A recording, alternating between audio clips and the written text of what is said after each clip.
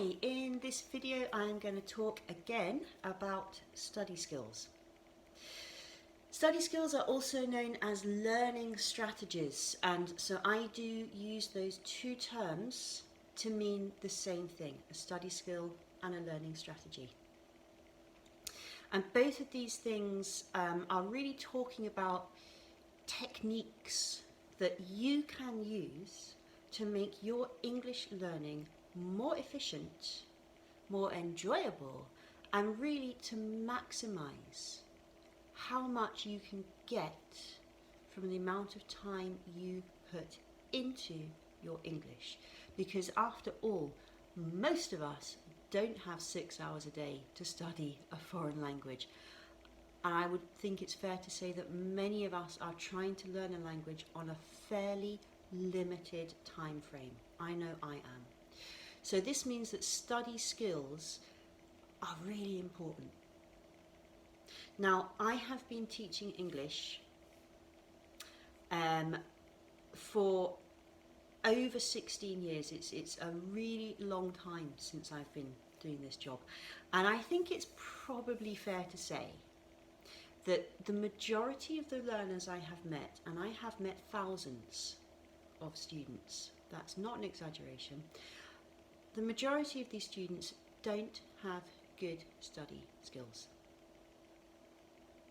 Now, study skills can be the practical stuff, it can be the how we learn. And an example of a bad study skill here would be the student that I met who was memorizing a dictionary from A to Z. Not a good study skill, really. Study skills can also be things like writing. How do we write? How do we read?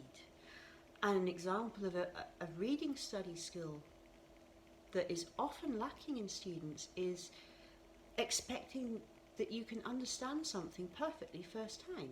Of course you can't. Not unless it's a really easy text for you.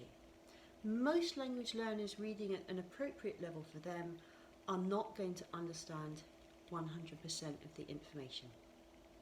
So there are strategies and skills that you can use that get you around this problem. Because what happens is people read something and think, oh shit, I didn't understand that. And then they give up. And that's a bad strategy. And other examples, so learning strategies also encompass social strategies, how we are with people, how we respond to the people that we meet when we speak our second language. And I know for myself, when I lived in China, there is a limit to how many times you can say to someone, I'm really sorry, I don't understand, can you say that again? Because after a while it just becomes embarrassing, right? So we need strategies to help us negotiate this problem. And the final category I'm going to talk about today, which is possibly the one which is closest to my heart, is how we feel about ourselves.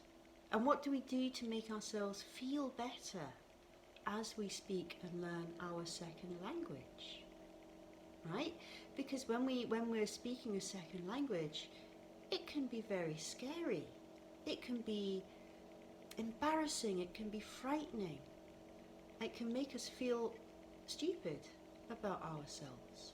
So we need strategies to help us deal with those feelings that can come when we're speaking a foreign language.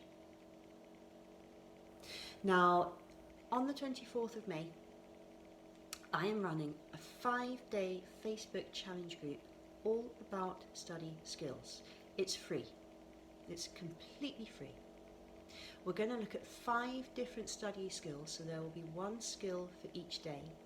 And I'm going to help you develop a skill so that you can go away and use that skill in your own language learning. If you would like to come on to the Facebook challenge, you can leave your message in the comments below. You can also direct message me through Facebook. Any questions, any comments, do get in touch. I'm always happy to hear from you. My name is Sarah. I am an English teacher and language anxiety coach, and I help people overcome the fear of speaking and using English. Thank you for watching.